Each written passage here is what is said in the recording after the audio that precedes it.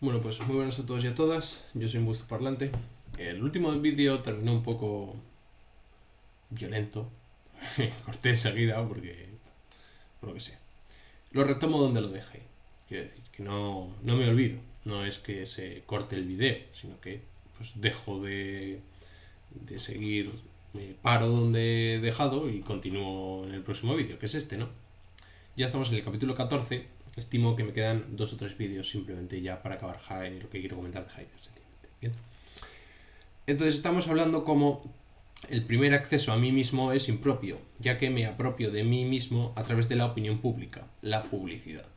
O cómo se sentirían los demás en la situación en la que estoy yo, por aquello en lo que se dice, en lo que se habla, etc. Se trata de un ser a través del otro con mayúsculas, ¿no? Y no de un ser a través de mí mismo. Es algo así como todos somos nadie o todos somos el mismo. Cualquiera puede ser cualquiera. En el fondo, esta es una manera, según Heidegger, a través de la cual huimos de nosotros mismos. Huimos de la esencia que nos caracteriza. Por lo que sé, ¿no? El ser humano es un ser que huye de su propia naturaleza, que huye de su propio tener que ser, justamente. Tener que decidir qué hacer con su propio ser. Prefiere que los demás elijan por él. Prefiere no tener que decidir. ¿Vale? Esto es lo que se denomina la Verfallen, o en castellano, caída. Verfallen, como suena. Que es el acceso primigenio a mí mismo a través del Das Man, a través de cómo se piensa, cómo se dice, cómo se anda, cómo se hacen las cosas, etcétera, etcétera, etcétera. A través de esa especie de publicidad del mundo, de lo público, ¿no? Bien, también tenemos que hablar de la angustia, porque la angustia no es un temple anímico cualquiera, como la alegría o la tristeza, que consisten en una apertura de mi propio ser más pronunciada o menos pronunciada, sino que la angustia es un elemento de la Befindlichkeit, ¿vale? De la disposición anímica excepcional. ¿Vale? A nivel existencial, la angustia en Heidegger es algo excepcional, raro de ver, ¿vale? Excelso, ¿vale? Pero no por ello deja de ser algo importantísimo dentro de su modelo. ¿Bien? Lo que hace la angustia es proporcionar la máxima apertura del existir, ¿vale?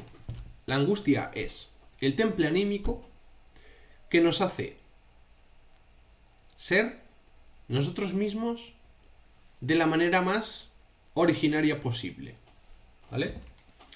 La angustia es aquello que nos pone delante nuestra propia esencia más fundamental, más ontológica y más importante que tenemos. ¿Por qué? Porque según Heidegger, vivir, o la estructura fundamental de la vivencia, por definición, es vivir angustiado. Es una angustia normal, no confundir con la angustia patológica.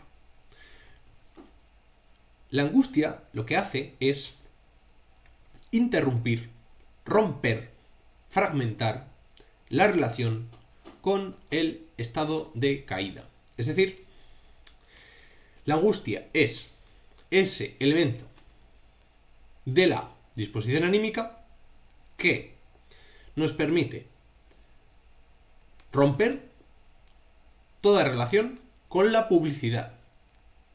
¿Vale? Es decir, aquello que nos pone de manifiesto que no éramos nosotros los que decidíamos sobre nuestra propia existencia, sino que lo que hacíamos era dejar que el mundo eligiera por nosotros. ¿Vale? Es decir, la angustia consigue cortar todo lazo con la forma anónima e impersonal de interpretarme a mí mismo y por lo tanto de estar de espaldas a mí mismo. La angustia lo que hace es ponerme de frente con mi propio ser, ¿vale? Enfrentarme a mi propio ser. ¿Para qué? Para que yo me tenga que hacer cargo de mi propio ser o cuidar de mi propio ser. Bien. Además, la angustia es involuntaria, ¿vale? No es cuestión teórica, ni cuestión psicológica. No es cuestión de... yo es que voy a terapia porque quiero tener la angustia existenciaria que define Heidegger y quiero que el psicólogo, a través de una serie de mecanismos de hipnosis, me haga caer en esta angustia. No. La angustia aparece de manera involuntaria y las razones de su aparición no quedan claras, no son claras, ¿vale? Es una especie de chispa, un eureka, que aparece en determinados momentos de la vida. Si te aparece, que por general no te va a aparecer, pero desde el punto de vista de Heidegger puede aparecer de manera involuntaria, y que lo que hace es simplemente ponerte de frente con tu propio ser, que consiste en tener que hacerte cargo de ti mismo. Bien. Esta angustia tiene un enorme potencial hermenéutico, porque da a comprender algo de mí mismo en el mundo. Lo que pasa es que esto no quiero saberlo, porque a donde yo no quiero ir es justamente a mí mismo. Estoy huyendo de interpretarme desde mi más propia singularidad. Porque con la angustia te quedas solo, porque es justamente lo opuesto a la publicidad. Te quedas al margen de toda referencia compartida, a todo vínculo intersubjetivo. Todo lo que creías o pensabas que era común y que tú participabas de ello se esfuma y quedas completamente aislado, enfrente de tu propio ser. Provoca, pues, aislamiento, porque necesitas cierto aislamiento para ponerte en contacto directo contigo mismo, con tu propio ser. Se desploma, por lo tanto, la mundaneidad del mundo. Y lo que se genera es una pérdida absoluta de sentido, precisamente para poder elegir un nuevo sentido. ¿De acuerdo? Porque si hay un sentido preestablecido, no por ningún ente superior, sino por el simple mundo, por las simples costumbres, uno no puede decidir sobre sí mismo. Porque ese sentido ya le ha sido impuesto por el mundo, ¿no? Antiguamente, por ejemplo, si tu padre era zapatero, tú ibas a ser zapatero. No había posibilidad de romper con esa costumbre. Según Heidegger, la angustia es un mecanismo trascendental del ser humano que le permite al menos ser consciente en algún determinado momento de su vida, si tiene mucha suerte, de que es él mismo el que decide su propia existencia y no otro, ¿vale? Quizá esta es la parte más existencial en el sentido clásico del término de Martin Heidegger. Bien, entonces la cuestión sería decir, ¿para qué voy a hacer nada si no tiene sentido? ¿Para qué voy a quedar con nadie si no tiene sentido? ¿Para qué voy a seguir trabajando en lo que trabajo si no tiene ningún sentido para mí? ¿No? Por eso es una ruptura absoluta con el mundo y con la mundanidad. Lo que se corta es toda relación significativa con el mundo. Digamos, el horizonte de sentido del cuidado. Ya no tengo que cuidar del mundo, porque me he dado cuenta de que cuidando del mundo no me cuido de mí mismo. Lo que hago es apropiarme de mí mismo de manera impropia o inauténtica. Bien, es una especie de estupor absoluto, ¿vale? Sin embargo, la angustia nos muestra, en primer lugar, que solo podemos apropiarnos de nosotros mismos desde nosotros mismos y que el mundo aparece en primer plano como un abismo, como una nada, como una ausencia de sentido, como una especie de totalidad sin sentido. La angustia, por lo tanto, dispone a interpretarse a uno mismo desde nosotros mismos, desde nuestra propia mismidad. Bien, en la normalidad descubrimos todo lo que la angustia nos da a comprender. En la normalidad lo que hacemos es encubrir o desfigurar todo lo que la angustia nos da a comprender, ¿vale? Por ejemplo, el ejemplo clave, Heidegger, lo que manifiesta la angustia es la finitud, ¿vale? El hecho de que vamos a morir. De ahí el famoso ser para la muerte heideggeriano, ¿vale? Porque la angustia es la vivencia de la nada.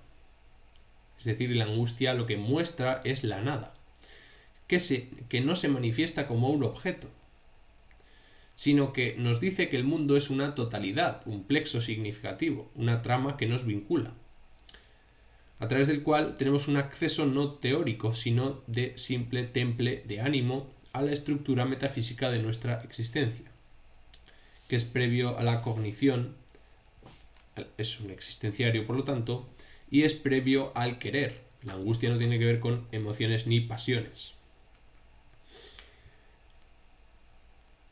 Es decir, que hay un acceso, hay un modo de acceso existenciario característico de la Befindlichkeit, que es la Angst o angustia, a lo que teóricamente no podemos acceder. Es decir, que la revelación de la estructura del mundo aparece en la angustia, y no a nivel teórico, y no a nivel conceptual, ¿vale? La estructura del existir es una apropiación del existir de su futuro en función de su pasado. Modo de ser que gobierna mi existir, es decir, la disposición anímica. Por ejemplo, no confundir la angustia con la depresión. La depresión consiste en un horizonte de posibilidades que solo contempla dejar de existir, ¿vale? Lo que hay es una ruptura con la estructura temporal del poder ser. Es decir, que en la depresión lo que no hay es futuro. No hay una anticipación del futuro. No nos vemos en el futuro, ¿vale? Vivimos atrapados en ese pasado. No tenemos un poder ser de quién quiero ser. No somos quienes fuimos. Es decir, que lo que hay es un anclado en el pasado, ¿no? Que se ha quedado ahí fijado, demasiado fijado. Lo que sucede en la depresión es que tiene roto su dimensión temporal existenciaria. Y esto es patológico, obviamente, porque impide tener una vida normal, que consiste en proyectarse hacia adelante, en anticiparse a uno mismo, en un existir que de algún modo se adelanta a sí mismo. Porque a la pregunta de quién quiero ser o quién soy se propone la pregunta de quién puedo ser. Y la culpa solo te permite vivir en el pasado. Bien. Que es vivir entre el hartazgo y la indignación. Bien, entonces, en resumen, para más o menos ir atándolo, porque me queda poco ya, queda muy poco. ¿Qué forma parte de la situación? La disposición anímica me abre a una situación, pero forma parte de ella. Por ejemplo, un deseo forma parte de la situación, ¿no? de ese futuro que está por venir. Si yo estoy haciendo algo, pero deseo que suceda algo, pues es probable que suceda porque justamente lo estoy deseando y haré por que aparezca tal cosa. No a nivel teórico, sino a través de mi comportamiento, obviamente, ¿no? Si yo estoy jugando un partido y deseo ganar, pues haré todo por ganar. Y ese deseo está formando parte de ese comportamiento, ¿no? Igual que si yo estoy en un... yo sé. Puedo ganar igual, obviamente, pero sin deseo, ¿no? Pero lo que pasa es que las cosas con deseo se hacen un poco mejor, quizá. Igual con los temores o con las expectativas, con los elementos materiales, con los recuerdos. Es decir, hay una anticipación del sentido de una situación, ¿no? Pues si yo tengo miedo a una situación, pues es probable que algo me pasará. Si no, no tendría miedo, ¿no? Si tengo miedo es porque sé que algo puede pasar. Y que si luego pasa, pues ese miedo pues estará justificado. Y si no, pues bueno, también, porque había peligro, ¿no? O hay una cierta expectativa, o hay un cierto recuerdo, etc. Sobre el horizonte situacional presente.